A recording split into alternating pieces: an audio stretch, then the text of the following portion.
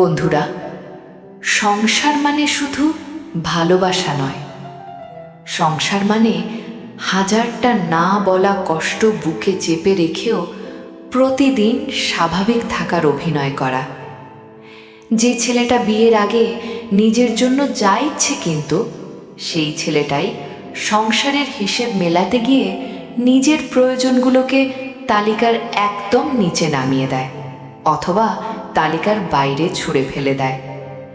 সংসার আসলে একটা যুদ্ধক্ষেত্র নয়, আবার কোনো রূপকথার গল্পও নয়।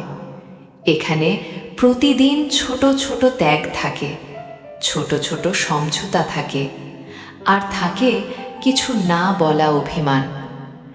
স্বামী রাতে ঘুমানোর আগে চিন্তা করে আগামী মাসের খরচ কিভাবে চলবে। অনেক স্ত্রী আছে যারা নিজের শখ বিসর্জন দিয়ে পরিবারের মুখে হাসি ফোটানোর চেষ্টা করে, তবুও কেউ কাউকে বলে না যে আমি তোমার জন্য কতটা করছি, কারণ সত্যিকারের সংসারে হিসেব থাকে না।